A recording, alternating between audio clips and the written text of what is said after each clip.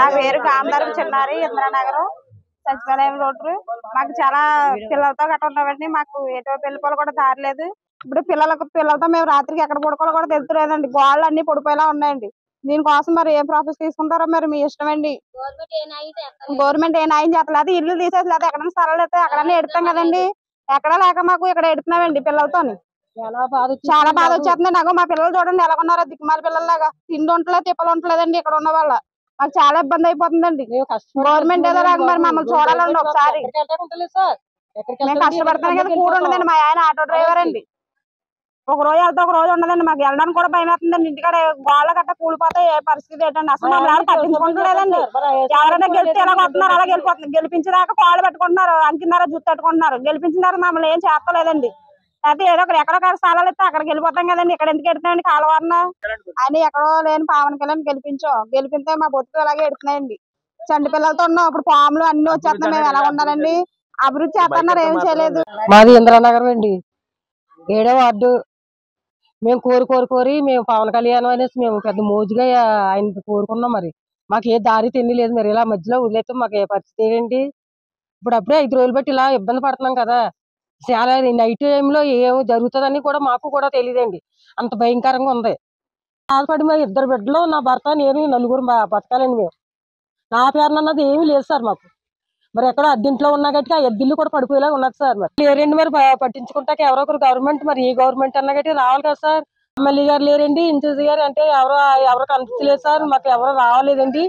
మరి ఇలాంటి దారుణంగా ఉంటే తిన్నాక తిండి కూడా లేదండి. మగోళ్ళు కూడా బయటకు వెళ్ళిన పరిస్థితిలో ఉన్నామండి. మేము కష్టపడి బ్రతికి వాళ్ళు ఎలాగెళ్తాం సార్? మేము ఎక్కడ తెచ్చుకోగలమండి? వాళ్ళ కూలికి వెళ్తేనే మా కూరండి. అలాంటిటప్పుడు మేము ఎంత ఇబ్బంది పడతాం సార్. మరి పవన్ కళ్యాణ్ గారు హైదరాబాద్ లో ఉంటే మరి ఇక్కడికి వచ్చి వర్మ గారైనా చూడాలి కదా సార్ మమ్మల్ని. మరి ఆయన ఎక్కడో అందరూ అన్నారండి, ఎక్కడో ఉన్నా పవన్ కళ్యాణ్ గారు హైదరాబాద్ నుంచి వచ్చి చేస్తారా అంటే, మేము ఈ చుట్టూ చూడాలనేసే కదండి అంత ఇష్టంగా మేము ఆయన గెలిపించుకున్నాం. అలాంటప్పుడు మమ్మల్ని మా పరిస్థితి ఏంటి?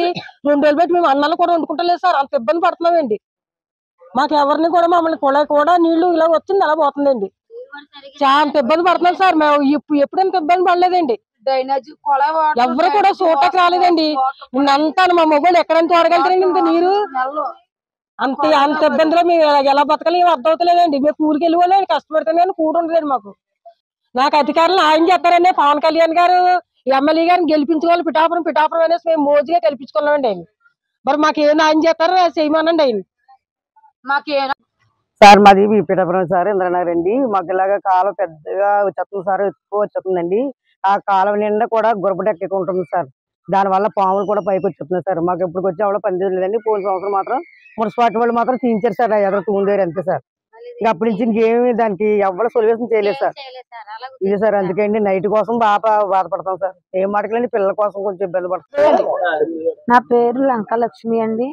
మేము వచ్చి 30 సంవత్సరాలు అవుతుందండి. పిల్లలతో సంటి పిల్లలతో ఉంటున్నామండి కాలవారన.